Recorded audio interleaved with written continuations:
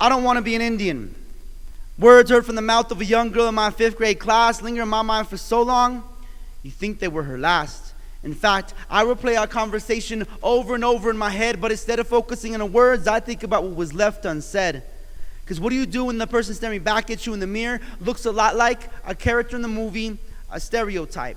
At least that was my thinking when I saw her raised hand and connecting 2 simple phrases. I began to understand. Mister, I saw Apocalypto, but Mister, I don't want to be an Indian. The connection, like the message of the film, is clear.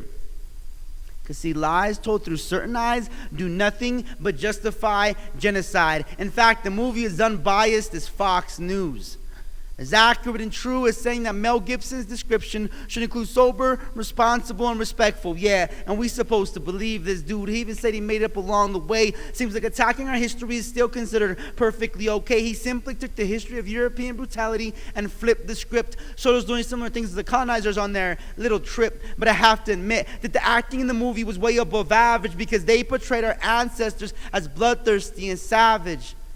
And the Spanish, they're seen as superior saviors, calmly carrying a cross of conquest to do the Maya a favor. And we see this anti-Indian sentiment in the way that the swift immigration raids remind us of the Wild West and John Wayne, because they had a nerve to call it Operation Wagon Train. And like those wagons that illegally crossed land that wasn't theirs, there's this air of innocence and of being fair.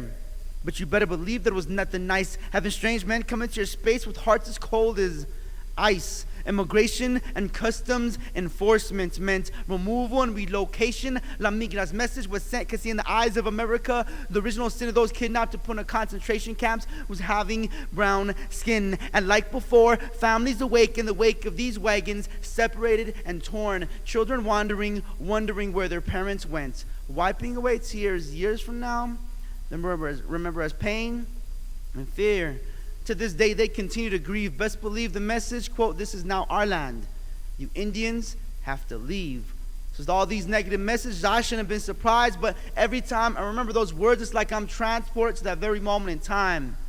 I don't want to be an Indian. As she tells me as I look into her eyes and see those same exact ojos, same color, same size, this time those of her ancestors as they watch the night sky, observing every movement of the universe while constructing poetic verse. I hear beautiful words of poetry and song come from mouths that look a lot like hers. I see her face in theirs, stare in amazement because nothing compares to the vast knowledge, mathematics, architecture, science, and astronomy as it becomes a part of everyday reality. I watch as they build the first pyramids of perfect alignment with the stars. Far from being ignorant, these structures representations of who they are. With this knowledge, she stands tall these days, far away from self-hatred. She's changed her ways, and like she now knows, there's no need for a government-issued card to show us no familia are, because like her relatives on this land, she carries proof of Indian blood in the palm of her hand, and the other, a message to make this nation understand, quote, "I don't need papeles, I don't need papers, because I'm not a legal alien, not even an immigrant. Why do you insist on looking to my skin color and facial features as if I exist as forever foreign and inferior? Just quit and admit that I remind you the natives who taught you how to survive, the same ones you tried so hard to kill. Still, here is what my presence tells you.